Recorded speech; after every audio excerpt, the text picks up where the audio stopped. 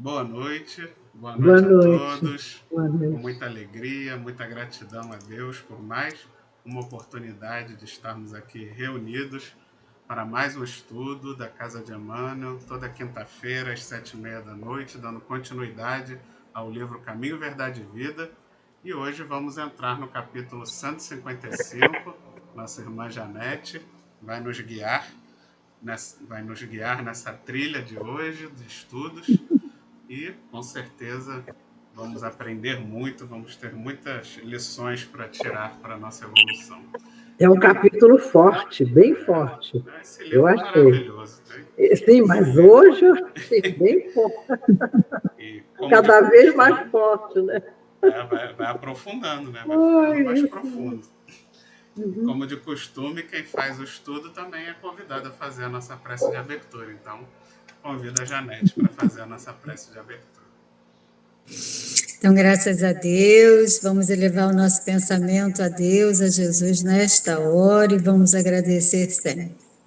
Amado Mestre Jesus, aqui estamos a agradecer por essa oportunidade que temos de aprender um pouco mais com o Teu Evangelho de luz e de amor, com a nossa amada doutrina espírita, esses conhecimentos esclarecedores, libertadores, que nos fortalecem essa nossa caminhada terrena, que nos dá sempre bom ânimo, Jesus, para continuarmos, porque como dissestes para nós, a verdade é libertadora e faz com que a gente caminhe com mais segurança, procurando seguir os seus passos, Jesus.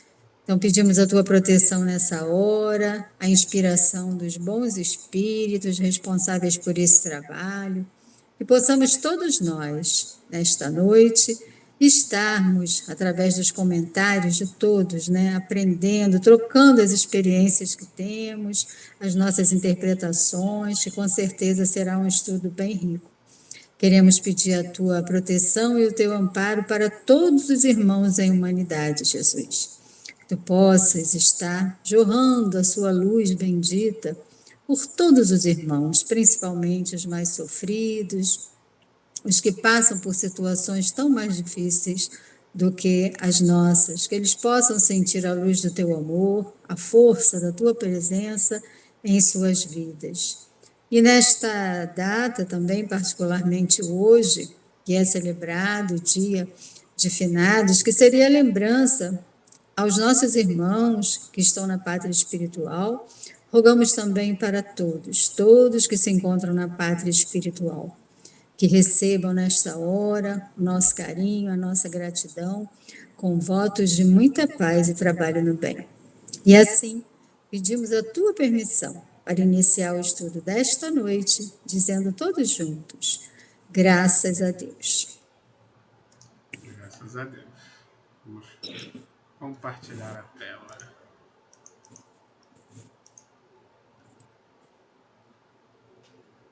Vamos lá. Entre os cristãos, estamos na lição 155 do livro Caminho, Verdade e Vida, né? A lição é essa, 155. E Emmanuel traz uma passagem de Marcos, capítulo 10, versículo 43, que diz assim, mas entre vós não será assim.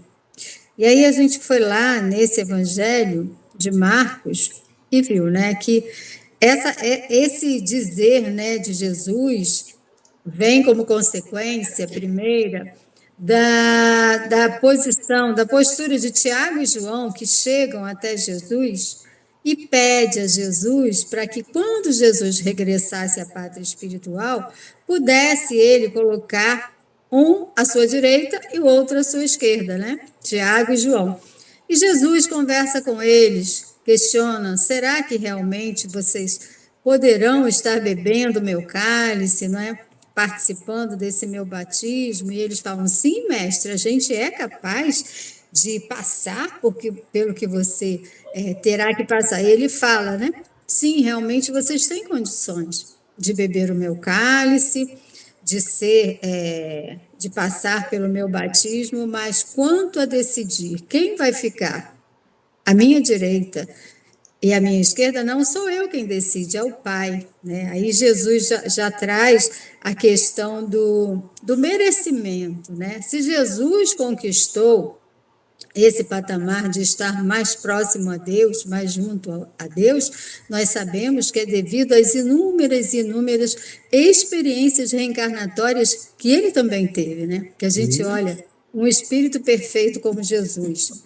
Então, lógico que ele não nasceu assim, né? Ele não foi criado assim por Deus, ele foi criado simples e ignorante como todos nós. E sabemos o quanto que ele caminhou para chegar nessa postura, nessa posição de espírito puro. Então, ele fala para Tiago e para João que eles não têm condições de perceber, né, de compreender que quem escolhe essa posição no plano espiritual é Deus, diante daquilo que eles merecem, diante de toda aquela evolução, né?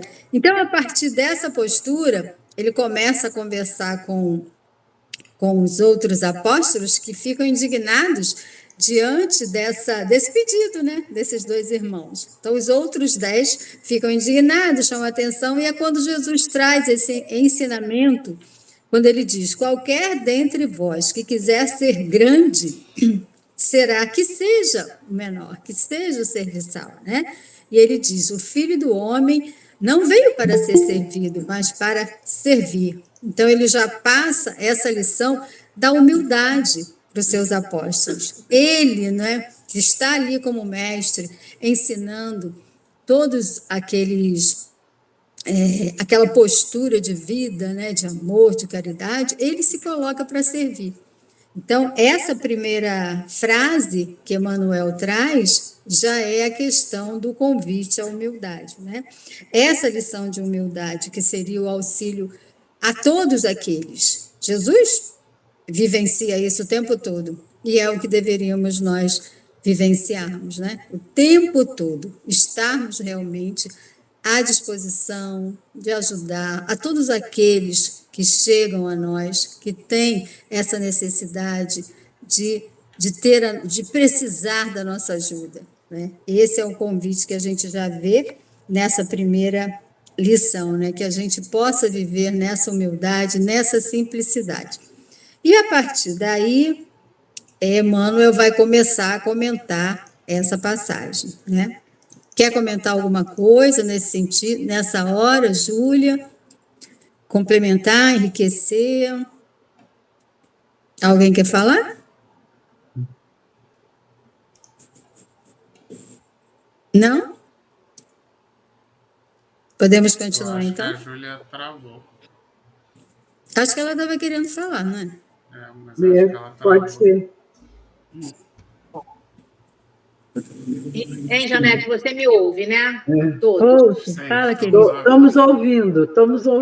Júlia. Assim, a única coisa que eu poderia colocar aqui, né, sobre essa humildade de Jesus é quando ele mesmo lava os pés dos seus discípulos, né? Então, quer dizer, quando você falou, né, quem será o maior no reino dos céus? É quem tiver a condição, né, já de ter essa humildade, né, e exemplificar, porque é muito fácil eu falar que sou humilde, né, ou tentar fazer alguns rituais para que pareça que sou, né, mas de fato é o que vai dentro. Então Jesus, ele não só mostrou com atitudes, mas ele fez um gesto para que aquilo pudesse ficar bem solidificado para quem estava ali olhando, não só eles, como nós hoje ter esse entendimento dessa humildade. Então, eu achei bem interessante, você já explicou tudo, mas isso foi uma coisa que me chamou muita atenção, porque a gente, às vezes, não tem o grande entendimento do Novo Testamento, né? Nem do Velho, nem do Novo. Então, é bom que a gente realmente, nesse estudo, a gente fale mais a respeito dessas passagens. Eu acho que é bem gratificante. E essa questão que você está falando, né, com relação a lavar os pés, eles próprios se indignaram, né, na época. Não sei se foi Pedro que fala, não, os meus pés o senhor não vai lavar, né? A gente vendo ainda essa presença dessa questão do orgulho mesmo, daqueles que estavam com ele. que ainda não compreendiam profundamente qual era a missão ali de Jesus, né? Que era mostrar essa vivência de humildade, de simplicidade, de servidão. Servidão no sentido de servir uns aos outros, né? De estar naquela cooperação mútua o tempo todo. Foi isso que Jesus quis, em essência, trazer para todos nós em humanidade, né? Que pudéssemos estar nos auxiliando, nos ajudando, vencendo, né, essa prepotência, esse orgulho. E Pedro, né, que depois foi aquele que conduziu tão bem lá na Casa do Caminho, todo o trabalho, mas antes ele deu um trabalhinho danado para Jesus, né? Ele era aquele ferrenho, aquele que, né, questionava o tempo todo.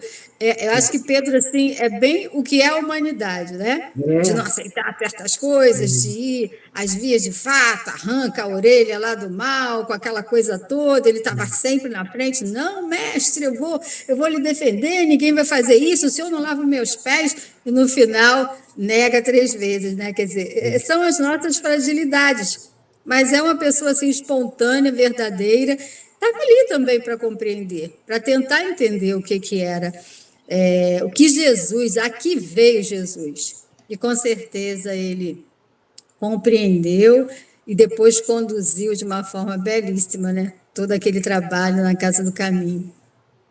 Mas é isso. Alguém mais quer falar?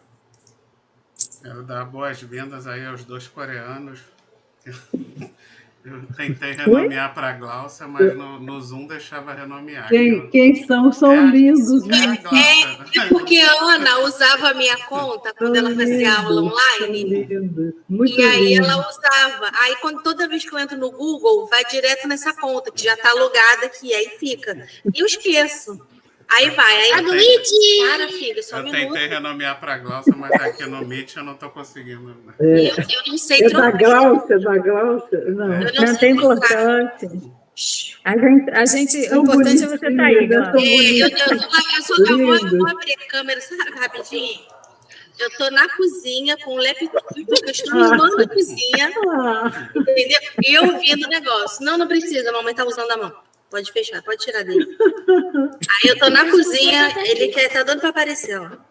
Aí eu tô arrumando aqui. E tá escutando, Glaucinha. Tá escutando a gente. Que bom. Exatamente. Que então bom, eu escolhendo. Que bom, que bom. Tchau. Muito bom, Glaucinha, muito bom. São lindos os coreanos, são muito bonitinhos, são lindos. Vamos lá. Então, continuando. Emmanuel vai começar, né, os comentários a respeito dessa passagem. E ele diz assim: desde as eras mais remotas, trabalham os agrupamentos religiosos pela obtenção dos favores celestes.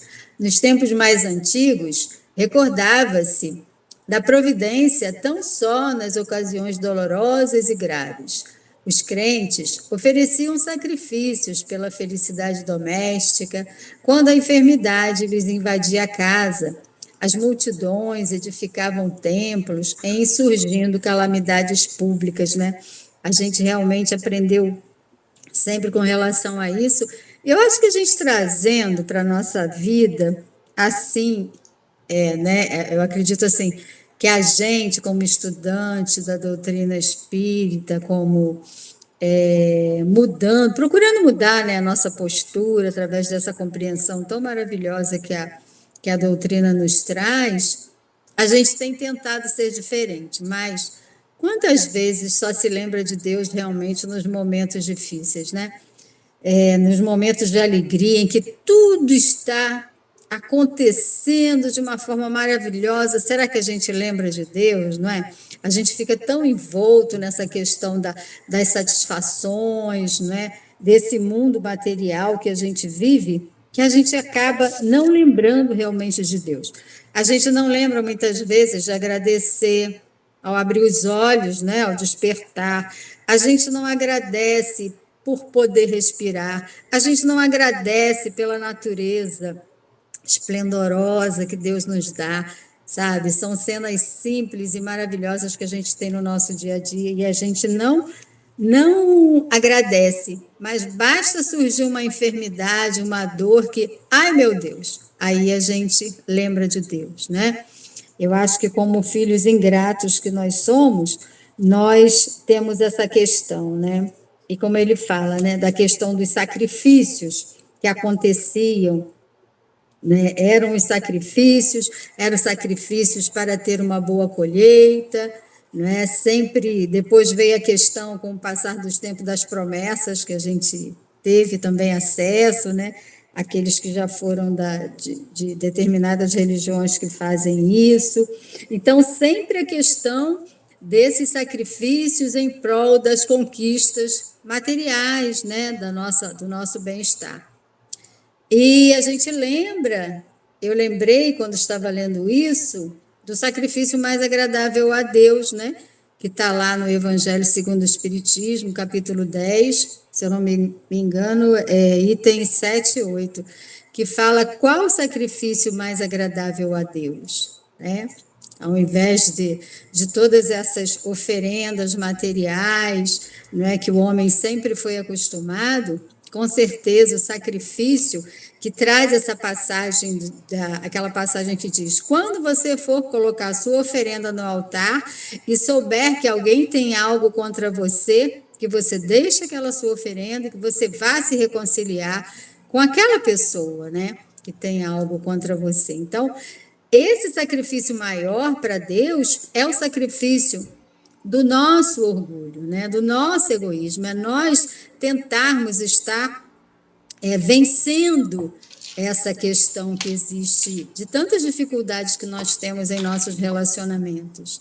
Como a Júlia falou anteriormente, não das coisas materiais, dos cultos exteriores, mas realmente o nosso coração. Colocar ali, oferecendo, né, e pedindo e rogando essa ajuda diante das dificuldades, que muitas vezes é muito difícil, a gente está trabalhando uma contenda, mas esse é o maior sacrifício, que a gente possa estar, né, nessa questão do reconhecimento das nossas falhas, das nossas dificuldades, como também aquela questão da prece, né? Que tem a prece do fariseu e tem uma outra prece do publicano, que o publicano, se eu não me engano, é um publicano, que ele reconhece a sua pequenez, né? E ele, assim, de uma forma humilde mesmo, ele nem eleva o seu rosto para Deus, ele fala, ele reconhece que ele é pecador, né, lá na linguagem dele, que ele está errado e que Deus tenha misericórdia dele pelo que ele é de imperfeito. E o outro fariseu, ele fala, né, glória te dou a Deus, porque sou superior a esse publicano, né? Então, naquela vaidade, naquele orgulho. Então, a gente vê aí a diferença e vê aquele que se coloca mesmo entregando o seu coração, reconhecendo a sua pequenez, mas naquele pedido intenso, profundo de ajuda para o seu melhoramento. Então, a gente vê o quanto a gente esquece realmente desse Deus amoroso e bom, que tanto faz por nós, que a vida que nos dá já é esse nosso grande presente, que é a nossa própria vida, né? Mas a gente quer sempre as coisas prontas. Como ele fala lá, você pede, o homem desde a antiguidade pede, meu Deus, me conceda isso, me conceda aquilo, porque é mais fácil ter as coisas prontas, sem nenhum esforço, mas o que se aprende quando você recebe algo pronto? Onde está o seu esforço? Onde está, né, o seu empenho em solucionar? E será que aquilo que eu estou pedindo, que venha para mim pronto, será que eu sou merecedor daquilo? Né? Então, são tantas e tantas questões que normalmente a gente não para pensar, porque a gente só quer estar bem, sem parar para pensar que as dificuldades que aparecem pelo caminho, e isso também a gente vai comentar mais adiante, fazem parte desse crescimento, desse nosso desenvolvimento moral, intelectual, para que a gente seja mais forte, para que a gente evolua, não é? Intelectualmente e espiritualmente. Mas fala aí, gente, completa aí. Acrescente, enriqueçam todos Então, Janete, eu vou fazer alguns comentários em cima do que você já falou, né? Porque você já explicou bem a passagem. Mas eu separei aqui umas questões. Agora, com relação ao que você falou do publicano e do fariseu, da prece, não sei se todos têm esse entendimento, ou quem vai escutar esse estudo mais adiante. Os publicanos, está lá no Evangelho, eles eram os cobradores dos impostos. Então, por isso que ele, diante de Deus, né, ele não tinha coragem de olhar, porque era uma cobrança que a gente sabe, né, ligado a Roma, né? Então, e os fariseus, né, eles ali tinham como se fosse um poder, porque eles eram os doutores. Então, já denota um caráter de pessoas que se acham superior porque tinha conhecimento. Então, só nesse exemplo que você traz, a gente já vê que a humildade era nenhuma, né? Então, assim, só para falar um pouquinho mais desse exemplo, eu não tinha separado isso aqui, o que eu separei foi uma questão do Consolador, que o Emmanuel responde... eu vou colocar aqui, ó. Eu só peguei a resposta dessa pergunta que fizeram ao Emmanuel. Ele diz assim, ó, para Deus, o mundo não mais deveria persistir no velho costume de sacrificar nos altares materiais, em seu nome, razão por que enviou aos homens a palavra do Cristo, a fim de que a humanidade aprendesse a sacrificar no altar do coração, na ascensão divina dos sentimentos, para o seu amor. Então, quer dizer, ele vem trazendo que não é mais essa necessidade desses sacrifícios materiais. Aí a gente vai pegar um pedacinho lá do Antigo Testamento, que mas aí a gente também tem que pensar que nós já evoluímos, quer dizer, nós já saímos daquele momento lá, né, que tinha a imolação de animais e até de pessoas, lá nos antigos povos, né? E hoje a gente está só nas oferendas, das velas, dos incensos, das promessas, porque a promessa é um ato religioso, mas a gente já sabe, como você comentou, que isso não é o mais agradável a Deus, né? Esses atos externos, e sim esses atos internos desse trabalho, né? Desse interior aqui, desse reino dos céus. Aí era só para fazer esse comentário, Janete. Está ótimo, com certeza. Mais alguém quer enriquecer o nosso estudo? Vera? Oi, o meu não é nem enriquecimento, é uma constatação. Hoje é só nós mesmos que somos espíritas, que nós podemos... eu posso falar isso aqui. Hoje de manhã, eu tenho mania assim, de manhã eu levanto, tomo meu café, aí sento ali fora, que eu tenho árvores aqui do lado, e boto água para o beija-flor, então eu fico olhando a árvore, os beija-flores, e agradeço, sempre agradeço a Deus por tudo, sabe? Pela natureza, sempre desde menina. E de repente, eu agora, ouvindo você falar, Janete, eu já ouvi de manhã, nessa hora eu fiquei ali, eu não estava lendo nada. Eu fiquei sentada ali agradecendo e orando, fazendo as minhas conversas, né, com Jesus. Aí eu ouvi exatamente tudo isso que você está falando, é como se fosse assim uma pré-edição do que ia acontecer hoje à noite. Interessante, sabe, né? Eu estou falando isso aqui com a maior da sinceridade, sabe? Eu não li nada em lugar... Eu li isso aqui de manhã, a nossa aula, depois disso, mas eu fiquei sentada ali e agora eu fiquei assim, meu Deus, eu li isso aonde? Não, eu não li. Eu ouvi não, veio na minha cabeça, assim, tudo isso, o que você está falando, eu já ouvi isso tudo pela manhã, sozinha.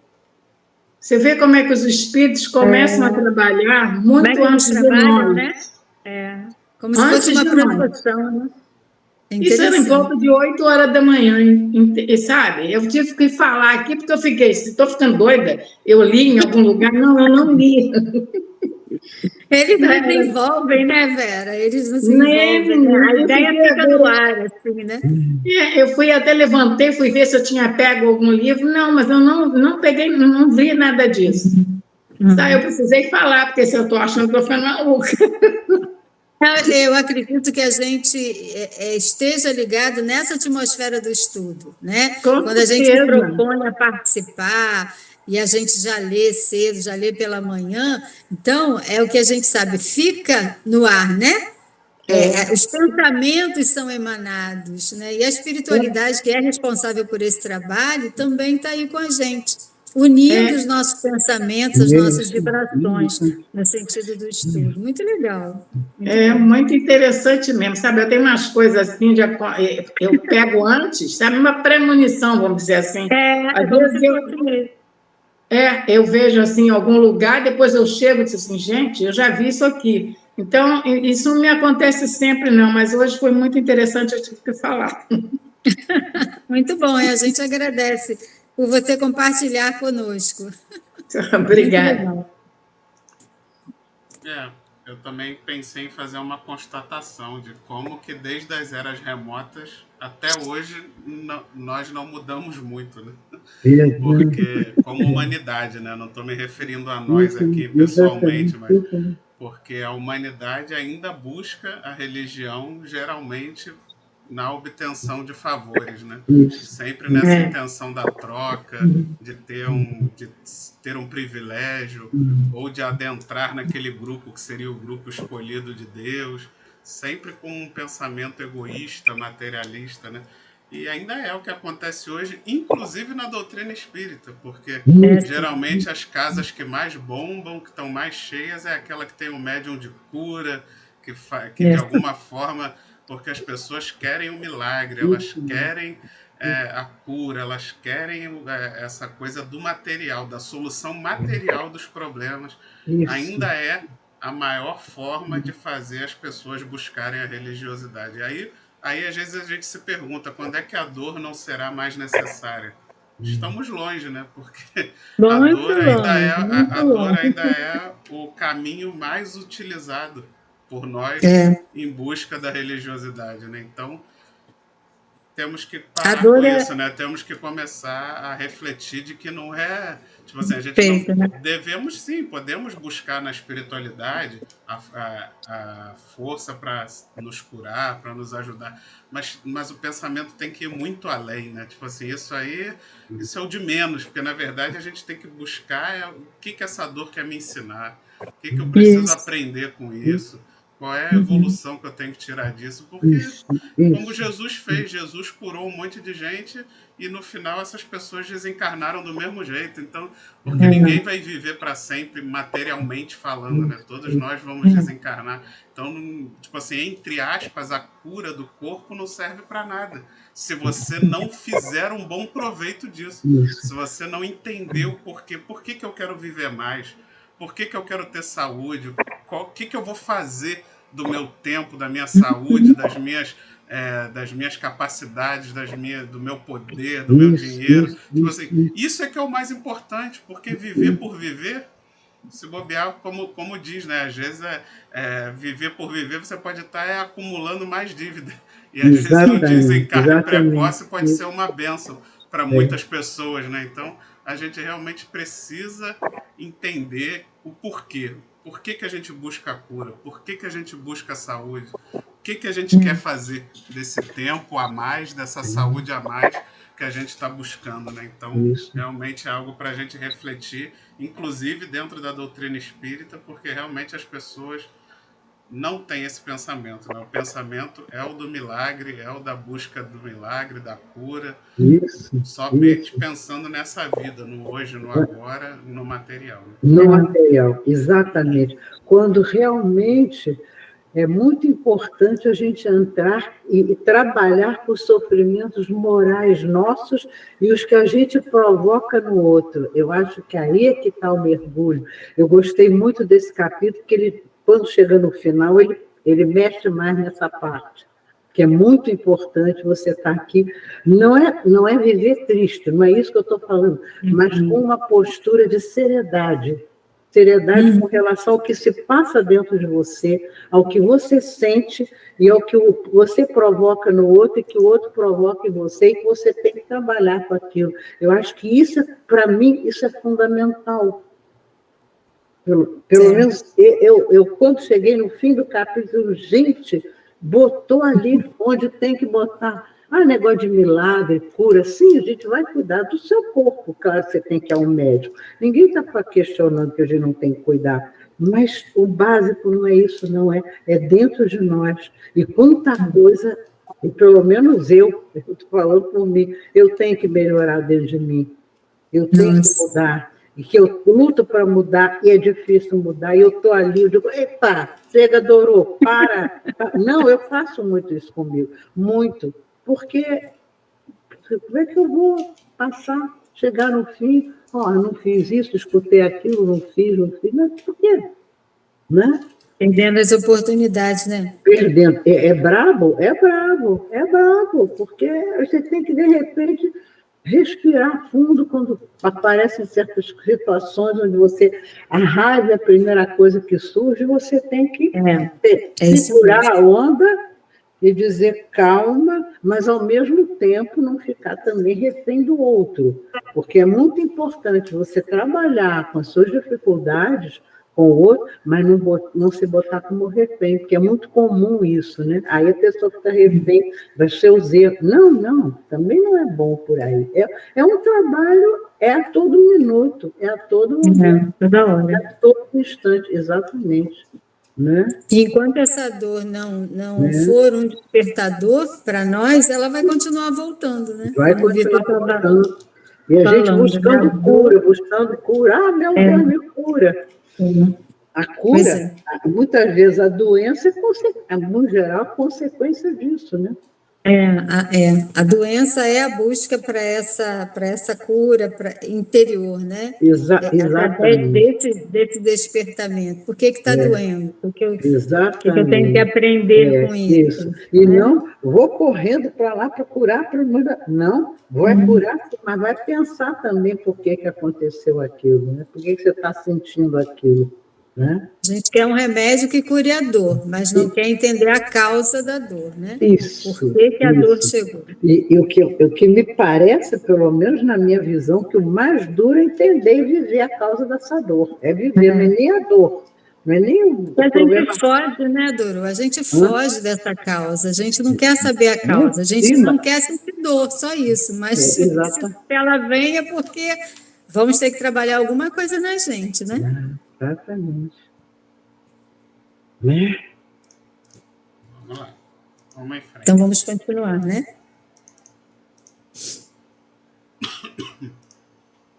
Deus era compreendido apenas através dos dias felizes. A tempestade purificadora pertencia aos gênios perversos. Eu achei muito interessante essa segunda frase, né? Quer dizer, Deus realmente era assim, se tá tudo certo, Deus está lembrando de mim, Deus está me abençoando, nossa, como Deus é bom. Mas se a coisa muda, se começa a surgir uma dificuldade, o obsessor que chegou perto de mim, fizeram uma macumba para mim, fizeram um trabalho, é o diabo, obsessor, né? E não você mesmo que está lá. E assim, em nenhum momento... Né? Em nenhum momento eu vou pensar que aquelas adversidades que chegaram são para eu mudar alguma postura na minha vida, alguma coisa eu tenho que mudar. E é Deus mesmo que vai permitir isso, e é Deus que, através, né, como a gente aprende na doutrina, dessa programação reencarnatória, de que a gente tem que passar, para a gente passar pelos nossos resgates, para a gente ter que realmente aprender com os momentos difíceis. Em nenhum momento se pensa nisso, não. É o obsessor que veio para atrasar a minha vida, porque eu sou um amor de criatura, um poço de virtude. Então, se a coisa não tá boa, é porque tem alguém que está aqui me prejudicando. Como pode?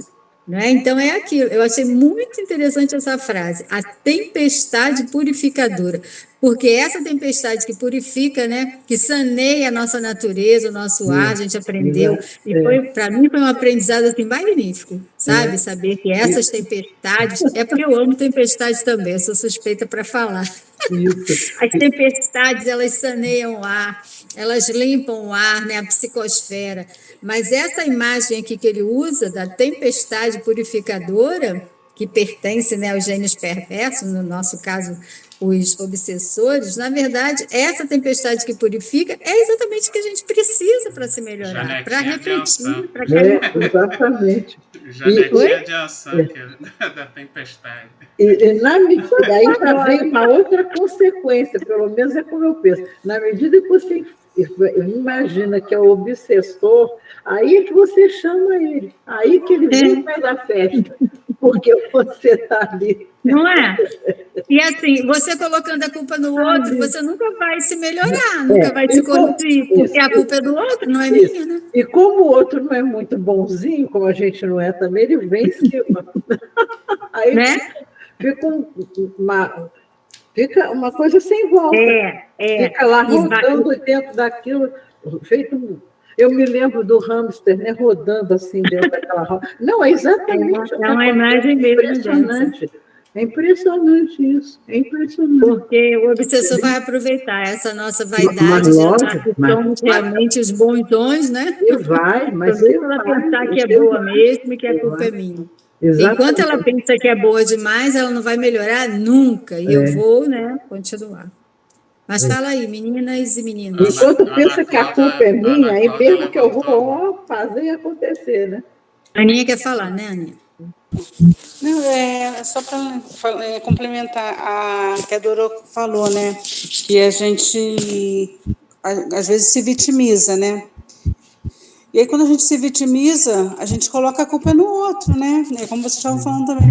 Aí a gente se vitimiza, né? Porque a gente está com as dores, a gente acha que é sempre o outro, né? A gente coloca a culpa no outro e a gente acaba não melhorando, porque é o outro que tem que melhorar, não somos nós. Né? Então, assim, aí vocês já falaram tudo antes de mim. Mas é isso aí, porque quando a gente bota a culpa no outro, a gente deixa de fazer a nossa parte, né? Sim. Acha que porque dói, né? Dói reconhecer que a gente está errado, né? Reconhecer que está errado é difícil. O nosso orgulho ainda faz com que machuque esse reconhecimento. Verdade. Fala tudo. Agora Julinha agora levantou a mão. Então tá. Essa mãozinha é muito bonitinha, né? Não, é bom porque aí a gente sabe quem quer falar, né? Então, quando a gente fala, né, que Deus era compreendido quando estava tudo bom, né? Aí nesses dias felizes. Aí eu trouxe uma passagem que o Emmanuel comenta, um versículo de Paulo, que está lá em Romanos 5:1. Não é todo, não, só foi os pedaços mais importantes. Está lá também no Reformador, essa mensagem. Ele diz assim, ó, a coragem da fé que nos cabe cultivar à frente das lutas, a coragem da fé diante das lutas, compreendendo que dificuldade é instrução imprescindível e que o tempo de infortúnio não é senão a consequência dos nossos erros de pensamento ou de ação, favorecendo-nos o reajuste. Então, assim, essa dor, né, o Emmanuel coloca aqui com as frases belas, né, essa síntese, né, que ele tem. Então, a gente tem que compreender que essas dificuldades são esses reajustes necessários para o nosso aprendizado. E quando tem essa questão, né, do mal, né, então, assim, tudo que não for legal, eu vou colocar na conta de alguma coisa que é o gênio do mal. Aí a gente vai ter uma resposta muito, muito boa que está lá no que é o Espiritismo, né, sobre Deus criou o mal. Aí Kardec traz para a gente, lá no capítulo 3, item 129 do que é o Espiritismo. Deus não criou o mal, Ele estabeleceu leis, e essas leis são sempre boas, porque ele é soberanamente bom. Aquele que as obedecesse fielmente seria perfeitamente feliz. Mas os espíritos, tendo seu livre-arbítrio, não as têm obedecido sempre, e o mal resultou para eles em razão da sua infração a essas leis. Então, essa tempestade purificadora que são atribuídas aos gênios do mal, nada mais é do que essa infração às leis de Deus que nós cometemos. Então, quando chega a dor, quando chega a reparação, a dificuldade, é mediante ao que nós mesmos provocamos. Né? Mas é como vocês já falaram, né? É muito mais fácil eu apontar, né? Porque eu estou sempre me eximindo da minha culpa, da minha culpa, da responsabilidade. Então, era só isso que eu gostaria de colocar, tá? Muito bom. Isso aí. Vitor, quer falar, Vitor? Eu me lembrei que tem um pastor que eu sigo na internet, o nome dele é Iago Martins, é evangélico, né?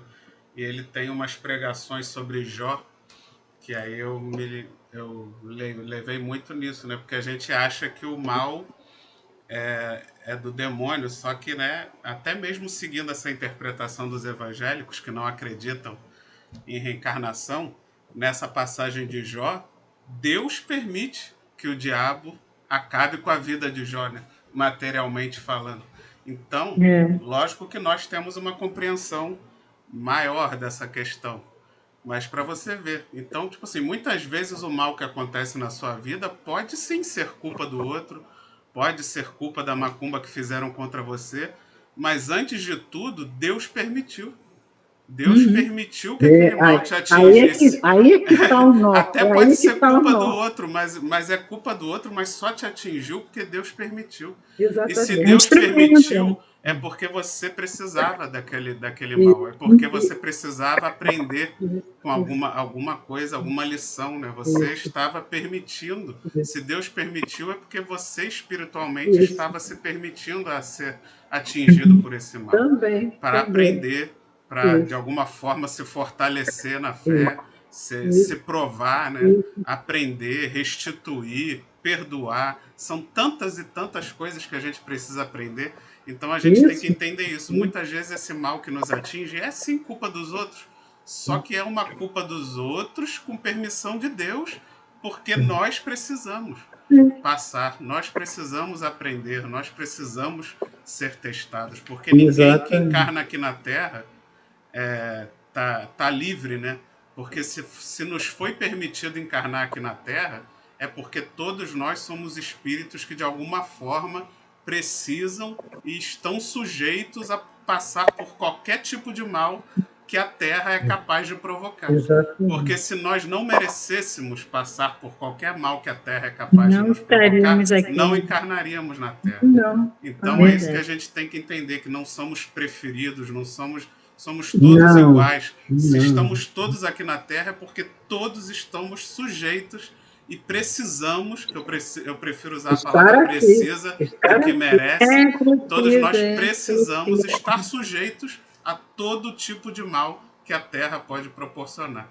E para quê? Para aprender, para evoluir, para, como sociedade, fazermos do planeta Terra um planeta que provoque menos mal. Mas isso depende de todos nós, da construção que todos nós vamos fazer desse mundo, que vai cada vez menos provocar mal, mas depende de nós. Então, nenhum mal que nos atinja, né, pode atingir a qualquer um, desde daquele que você julga ser muito pior do que você, ou aquele que você julga ser muito melhor do que você, e você está errado, porque você está no mesmo planeta que ele, sujeito às mesmas mazelas que ele. Porque todos nós que encarnamos aqui estamos nivelados nesse mesmo patamar evolutivo. Né? Que a gente não precisaria, com certeza, do mal para evoluir nem para crescer, mas a gente não consegue enxergar, né? A gente se desvia, a gente se distrai, a gente erra muito. Então, que venha a dor, Somos para que a gente egoístas, não adianta. aprenda. Até mesmo nós espíritas, como somos egoístas, como estamos vivendo nossa vidinha nas nossas casas, com a nossa comidinha, enquanto os outros estão passando fome por aí. Somos muito egoístas. Fora os outros que são ainda mais, né? Como humanidade, somos muito, muito egoístas. Somos mesmo. Somos mesmo. Estamos todos no mesmo barco. Agora, cada um com uma intensidade, uma dinâmica própria. Né? Nós não somos iguais. Também somos todos diferentes. Por incrível que pareça, somos também diferentes. Né? Então, é seguir em frente. Viva a diversidade, né? Exatamente. Então, vamos lá. Continuando a leitura, Cristo, porém, inaugurou uma nova época. A humildade foi o seu caminho, o amor e o trabalho, o seu exemplo, o martírio, a sua palma de vitória. Deixou a compreensão de que entre os seus discípulos o princípio de fé jamais será o da conquista fácil de favores do céu, mas o do esforço ativo pela iluminação própria e pela execução dos desígnios de Deus através das horas calmas ou tempestuosas da vida. E aí vem o Cristo para botar a gente para trabalhar, né? Chega de ficar pedindo, querendo as coisas fáceis. Jesus veio trazer. E aí, olha aí, a humildade voltando, né? Jesus veio mostrar que essa humildade realmente é o caminho para a gente estar trabalhando onde, no local que nos cabe, né?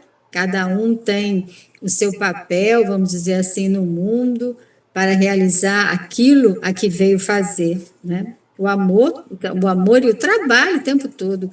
Jesus veio tirar a gente da inércia, da estagnação, né? Mostrar que existe um trabalho, e um belo trabalho para ser feito com todos nós, com todos os irmãos de humanidade.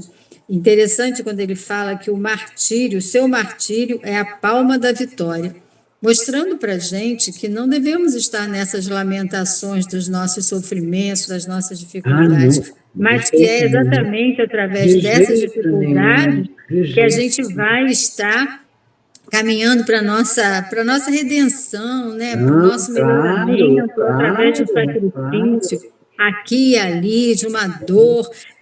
No momento em que a gente resiste a uma dor, que a gente não lamenta, mas que a gente ora, que a gente pede ajuda, está doendo, mas me ajuda, Senhor, me ajuda, Jesus, e eu quero vencer isso. Então, esse é um martírio que a gente passa, mas por tudo isso que vocês já falaram, né? Porque a gente precisa realmente estar trilhando essa estrada aí de Jacó, né? Essa estrada da nossa redenção.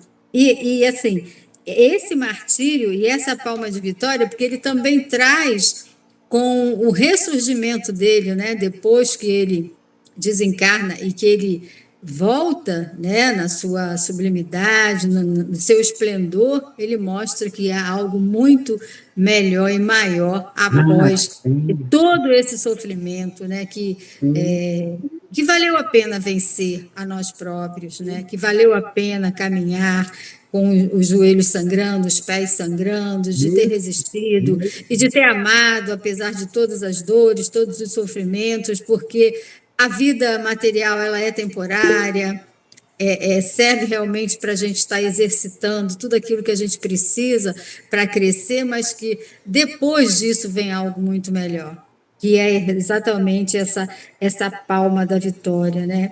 Que Jesus mostra que existe algo muito melhor após essa vida material, né? Então, e com relação ao princípio da fé também, né? E assim, que a gente tem que crer em Deus, não porque Ele me dá coisas, porque eu peço Ele me dá coisas fáceis, como a gente falou logo no começo, né? A gente pede alguma coisa e quer que venha essa facilidade. Não, a gente crê em Deus, essa questão desse princípio da fé, não é?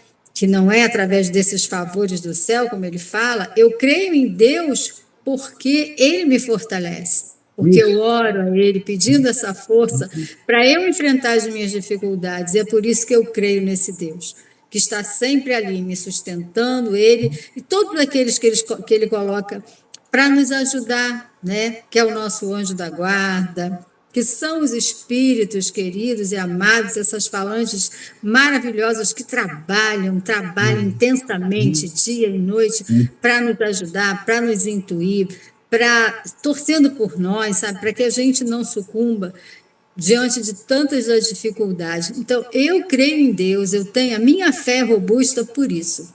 Não porque Ele vai me facilitar nada, mas porque Ele me fortalece a estar vencendo a todas essas dificuldades, né? Então, esse esforço ativo que Emmanuel está falando, né? A gente está se empenhando nessa luta de estarmos vencendo a nós próprios, nessa nossa conquista, para essa nossa iluminação interior, né?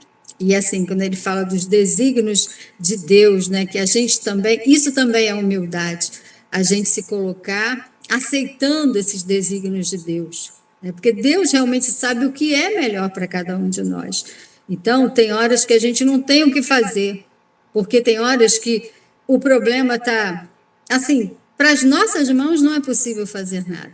Então, nessa hora, a gente aceita, confia, né? Aguarda o tempo certo para que aquilo se resolva. E nesse tempo, como a Júlia citou aí, né? Esse período dessa dor, desse sofrimento, é o período do nosso crescimento, é o período de um amadurecimento interior. Então, é nessa hora que a gente relaxa, vamos dizer assim, se entrega, né? Deixa Deus agir. Se entrega a esses desígnios de Deus, não é? Mas sempre nessa postura ativa, porque a nossa resignação que a gente aprende na doutrina é uma resignação ativa, porque se eu não posso fazer nada pela minha dor naquela hora, mas eu posso estar trabalhando pela caridade com outras pessoas, está me doendo aquele problema que eu estou passando, é um problemão, não consigo ver solução, não tem solução naquela hora, então eu vou dar uma paradinha e vou ali ajudar aquele irmão que está em sofrimento, o que eu posso fazer por esse ou aquele que está em sofrimento, né? Então, é a resignação ativa que a gente aprende na doutrina espírita. É isso, gente. Isso mesmo. Eu acho que é o seguinte, à medida que a gente vai ficando com mais idade, você, pelo menos eu sinto isso comigo, eu vou percebendo certas coisas que aconteceram na minha infância, amigos, colégios, situações de vida, que você olha assim, aparentemente não tem nada demais, mas que, na medida em que você vai vivendo a vida, fazendo coisas boas, mas também se atrapalhando muito, é que você vê a mão de Deus que naquele momento, há muito tempo atrás, quando você era criança, te deu um colégio assim assado, te deu uma pessoa assim na sua vida, às vezes é o pai, às vezes é a mãe, às vezes é um vizinho, às vezes é um amigo, e que ensinou coisas para você, fortaleceu coisas em você, para você enfrentar o que você ia viver, às vezes, há 30 anos depois. Eu tenho essa visão na minha vida. Sim. Por exemplo, eu fui num colégio de freiras, né? Então, e a minha família não era católica, minha mãe espírita, meu pai não se envolvia com nada, mas também era um homem bom e tal, tudo bem. E como aquela presença daquelas freiras na minha vida, como isso segurou uma barra minha, muitos anos depois, onde eu ia ser submetida novamente a uma tentação que me fez resvalar, entendeu? E nisso que eu resvalei, eu me lembrei das freiras e não deixei a coisa ficar ruim como poderia ter ficado. Impressionante. Aí, quando você falou de Deus, ele acompanha a gente o tempo todo. O tempo todo. A gente vê, às vezes, a maioria do tempo a gente não vê. Eu vi isso porque ficou muito claro para mim, muito claro. Eram aquelas freiras ali, né? E as coisas que me aconteceram, e o que eu resvalei, que depois disse, não vou, sabe? Olha, e que eram coisas ligadas a outra encarnação que eu saquei. O que eu devo ter feito de ruim que vou repetir? Quase que eu sei mesmo, entendeu? Interessante, né? Aquelas freiras ali me segurando, entendeu? Interessante essa análise. Eram Muito freiras boa. que tinham um amor. Eu tinha 8 anos, entendeu? Minha família não era católica, entendeu? Elas me seguraram com, não sei nem como, que eram aquelas freiras sabe, daquele cabelo grande, daquele... Lembra que tinha aquela... Aquele negócio. Veste escura, veste preta, com uma corda na cintura, que devia ser alguma coisa ligada a Francisco de Assis, porque Acho que sim. 8 aninhos de idade, a gente não entende dessas coisas, né? E eu adorava ficar com elas de tarde no retiro, uma vez de 8 anos, eu frequentava o dia inteiro o colégio, e adorava ficar para de tarde, porque eu ia para o retiro. Olha só que loucura! Eu era uma seraltazinha, pulava, dançava, né? Levada, mas aquela hora do retiro das feiras, olha só. E aquilo ficou dentro de mim, porque me salvou. Foi providencial, né, Doro? Maravilha. Aí eu olho, quando eu estou com os meus 83 anos, que eu olho a vida, eu digo, gente, que maravilha que é a vida. Entendeu? É sim. E é a proteção de Deus, né? Sim. O tempo amparo de todo Deus. ele está com a gente. Que aí você falou das coisas que... O Vitor falou das coisas que Deus permite, a dor, mas ele também permite que você não passe por certas dores que não é para você passar. É isso aí. Tira, é impressionante como ele te tira. Eu vivi isso na minha vida.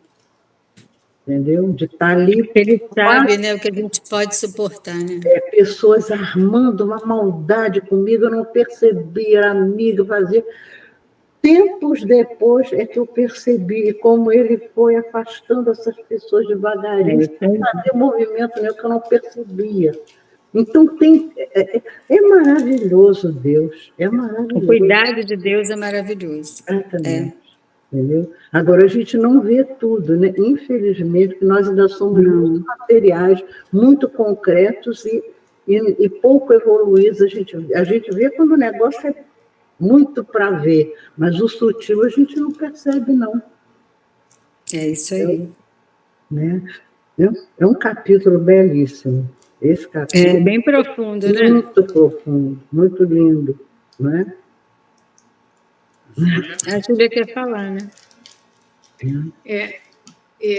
Eu só ia fazer um comentário dessa questão, porque eu pensei no Livro dos Espíritos, na questão 909, quando pergunta assim, o homem poderia vencer seus maus pendores através dos seus esforços? Porque ali na questão, ele fala, né, mas o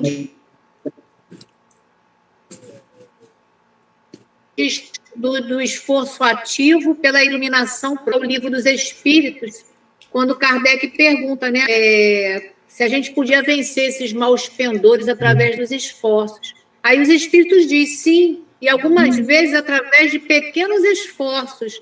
É a vontade que lhes falta. Que pena, quão poucos dentre vós esforçam-se para isto. Então, assim, os Espíritos já dizem, né, que a gente tem pouco esforço, né? Quer dizer, a gente tem pouca vontade para mudar certas coisas na nossa vida. Então, achei bem interessante quando eu fiquei aí com esse esforço ativo da iluminação. Exatamente, é isso mesmo. Deus nos carrega no colo, mesmo quando é a coisa ruim que a gente tem que passar, ele carrega no colo. É uma coisa incrível, incrível. É a questão da vontade, né? Eu lembrei agora do Leon Denis, da vontade. O que falta é a vontade, né, Júlia? Nós somos comodistas, opa! É verdade. Mas aí a gente vai concluir a leitura, né? O último parágrafo que diz assim: a maior lição do mestre dos mestres é a de que, ao invés de formularmos votos e sacrifícios convencionais, promessas e ações mecânicas, como a escapar dos deveres que nos competem, constitui-nos obrigação primária entregarmos-nos humildes aos sábios imperativos da providência, submetendo-nos à vontade justa e misericordiosa de Deus, para que sejamos aprimorados em suas mãos. Foi mais ou menos o que a gente já comentou, né, com relação da humildade, da gente se colocar nessa questão, né, dessa vontade justa e misericordiosa de Deus, né? Da gente não estar fugindo a esses nossos deveres, né? Não é pedir através dessa ajuda fácil, desses milagres, dessa questão de querer receber, não. É a gente saber o que a gente tem que fazer diante das nossas dificuldades. Senhor, eu estou passando por essa dificuldade. O que eu tenho que fazer? De que forma eu tenho que agir? Não é? Qual é a minha ação diante daquilo? Essa força que a gente tem que pedir, o discernimento, a inspiração, a intuição que vem da espiritualidade amiga, né? Que está sempre ali querendo nos ajudar e não querer realmente os milagres, as coisas prontas, né? Então, com essa humildade, com serenidade, não é? Se submetendo realmente a essa vontade de Deus, sem revolta, né? Sem nos revoltarmos, sem nos sentirmos bypassados, né? Prejudicados, não é nada disso. Deus nos ama intensamente e Ele só quer que a gente aprenda, que a gente cresça. E como a gente já falou tanto aqui essa noite, né? Que a gente possa reconhecer essa necessidade do aprendizado, dessa ação diante das nossas dificuldades. Acho que é isso, gente, que eu tinha aí para falar. Enriqueçam aí. Julinha. Janete, eu vou trazer a lei de adoração, que é uma resposta 654 dos Espíritos. A resposta é a seguinte: Deus prefere os que o adoram do fundo do coração, sinceridade, fazendo bem e evitando mal, aos que acreditam honrá-lo através de cerimônias que não os tornam melhores para seus semelhantes. Aquele que professa adorar o Cristo e é orgulhoso, invejoso e ciumento, ambicioso dos bens deste mundo, a religião está nos seus lábios e não no seu coração. Então, essa resposta é uma parte da resposta 654 do Livro dos Espíritos, que diz, né, que a gente tem que adorar Deus do coração, evitando o mal e fazendo bem. Aqueles que acham que você vai honrar ele com cerimônia, está muito distante do entendimento de Jesus. Lógico, mas claro. Claro. Isso. Porque lá no nosso Evangelho, no capítulo 15, item 3, tem essa questão para a gente pensar. Toda a moral de Jesus se resume na caridade e na humildade. Isto é, nas duas virtudes contrárias ao egoísmo e ao orgulho. Coloca a caridade em primeiro lugar. É que ela implicitamente abrange todas as outras, a humildade, a brandura, a benevolência, indulgência, justiça, etc. E porque é a negação absoluta do orgulho e do egoísmo. E aí, para eu encerrar aqui, Janete, eu trouxe uma frase que está na primeira carta de João 4,8. Ele diz: quem não ama não conhece a Deus, porque Deus é amor. É amor, que lindo, É muito lindo. Fechou com chave de ouro, Julinha. Muito bonito. É isso mesmo. Né? É um capítulo lindo, realmente. É através da prática desse amor que a gente mergulha.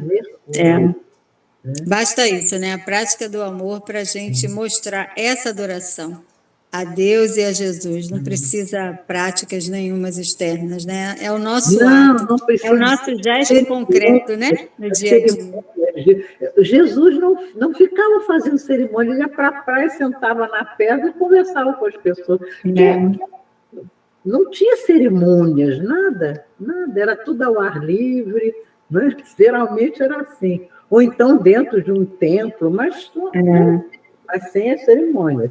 Né? Vinha necessidade, ele agia, curava, ensinava, né? Sem meias palavras, nem meio termo. Ele ia lá e fazia, agia. Pregava no meio da tempestade no mar e estava sem cerimônia nenhuma, não tinha cerimônia de nada. Ai, o amor em ação. Depois dormia, quer dizer, legal, né? Gente, o exemplo de Jesus é tudo, né? É muito bacana. Eu acho maravilhoso. Jesus né? Maravilhoso. E a gente ainda não entendeu, estamos muito longe de compreender. É muita. É sublimidade demais para a gente dizer eu entendo, que entendo nada. Pega um pedacinho aqui, um pedacinho ali. Chegando ao fim do nosso estudo. Vamos lá. Pelo horário. Já passamos da hora, né, Vitor? Passamos? Passamos, 5 minutinhos, estamos no horário. Porque também sempre começa um pouquinho depois, né? Então, eu quero agradecer a Janete pelo estudo da noite de hoje, agradecer a presença de todos pela participação, que sempre acrescenta muito no nosso estudo, e que possamos colocar todo esse entendimento, principalmente em prática nas nossas vidas, né? Quero pedir, então, a nossa irmã Ana Cláudia, que vai fazer o estudo da semana que vem, para também fazer a nossa prece de encerramento. Então, vamos fechar nossos olhos, nos concentrar e agradecer. Agradecer primeiramente a Deus por tudo, por esse estudo maravilhoso, que nós possamos, como o Vitor falou, colocar em prática. E esse amor que Deus nos mostra todos os dias, em todos os momentos, que Ele possa, Senhor, estar lá nesses momentos, nesses lugares que estão com guerra, que eles possam, Senhor, sentir o seu amor, o seu amparo e a sua compaixão. Eu lhe agradeço, Pai, por tudo que tem nos dado. E coloco, Senhor, a minha prece hoje a esses irmãos que sofrem, mas que nós sabemos que eles estão sendo amparados pelo seu amor e pelo seu carinho. Que assim seja, graças a Deus. Graças a Deus. Graças a Deus. Se inscrevam no canal, compartilhem, ativem o sininho e vamos fazer essa mensagem chegar para os nossos amores também. Fiquem com Deus, pessoal. Uma excelente semana para todos. Boa noite. Boa noite. Tchau. Fiquem com Jesus. Tchau. Tchau, Glaucio. Tchau, boa noite.